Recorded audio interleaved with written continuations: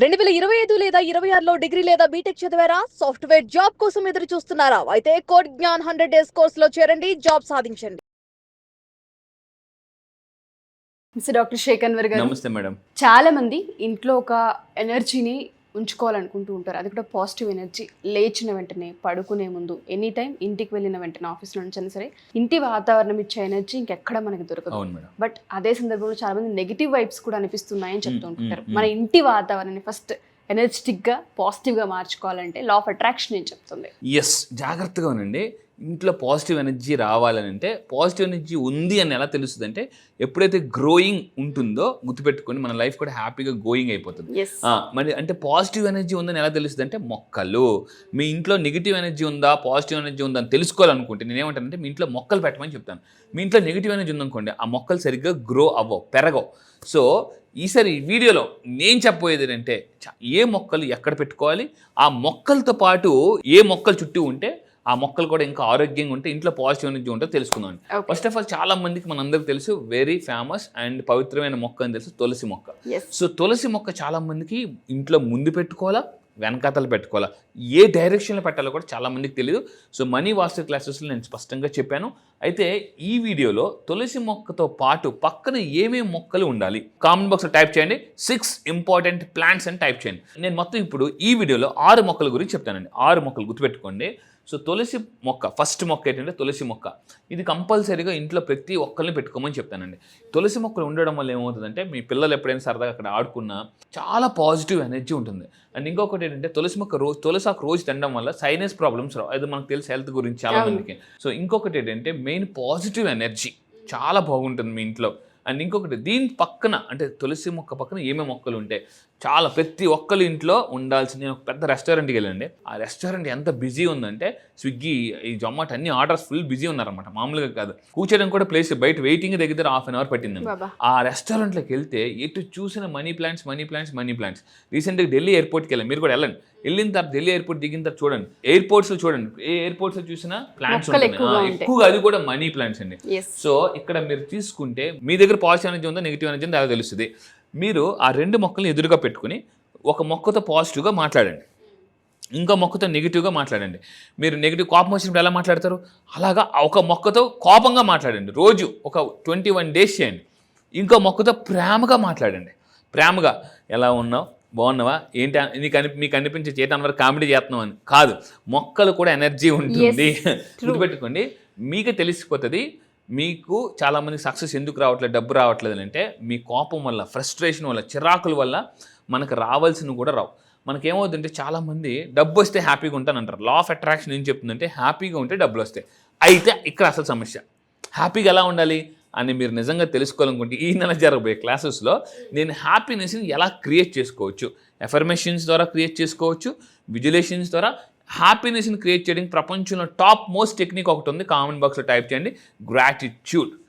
ఎప్పుడు మనం అన్హ్యాపీగా ఉన్నా ఇమ్మీడియట్గా గ్రాటిట్యూడ్ చెప్పుకోవడం వల్ల చాలా ఫాస్ట్గా మనం హ్యాపీనెస్లోకి వెళ్ళిపోతామండి. హ్యాపీనెస్ అనేది గుర్తుపెట్టుకోండి ఒక మహాసముద్రం. అంటే సరిపోదు, మనిషికి ఎంత హ్యాపీనెస్ అనేది కావాలి. సో ఈ మనీ ప్లాంట్స్ నేను ఏమంటానంటే ఒక ప్రయోగం చేయండి. కామెంట్ బాక్స్లో టైప్ చేయండి, మనీ ప్లాంట్స్ ఎక్స్పెరిమెంట్ అని టైప్ చేయండి. Money plants experiment. ఒకసారి మీరు 2 మొక్కలు కొనుక్కోండి. ఈ ఒక మొక్కతో లెఫ్ట్ సైడ్ ఉన్న మొక్కతో నెగిటివ్గా మాట్లాడండి. కోపం వచ్చినప్పుడు ఏం చేస్తున్నావు అది ఇది, ఈ మొక్కతో మాట్లాడండి. మీకే అర్థమైపోద్ది ఈ మొక్క గ్రో అవ్వదు, ఈ మొక్క చాలా అద్భుతంగా గ్రో అవుతుంది.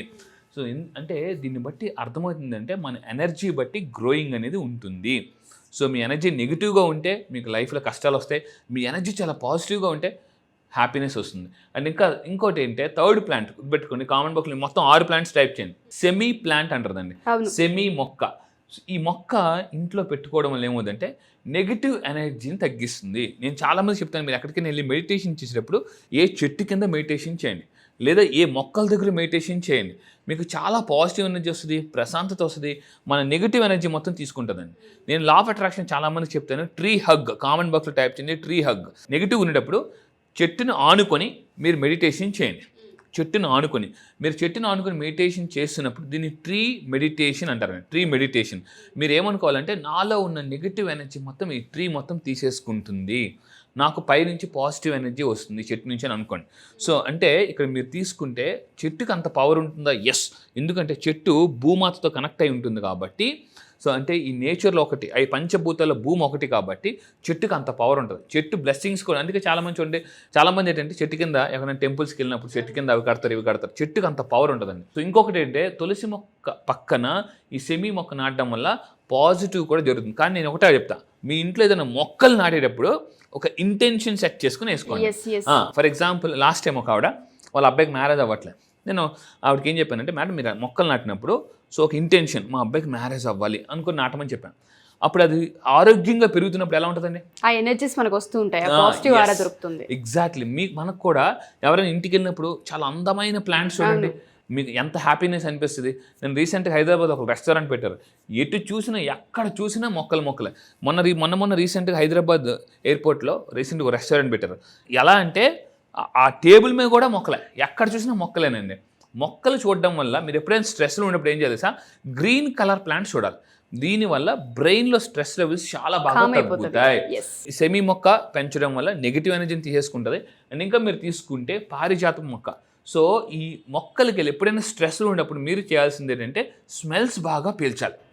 స్ట్రెస్లో ఉన్న వాళ్ళకి ఏది జరగదండి. స్ట్రెస్లో ఉన్న వాళ్ళు ఎలాంటిదంటే అందరూ కామన్ బుక్లు టైప్ చేయండి, స్ట్రెస్ ఈజ్ లైక్ ఏ ఊబీ, అంటే ఊబి లాంటిది అనమాట.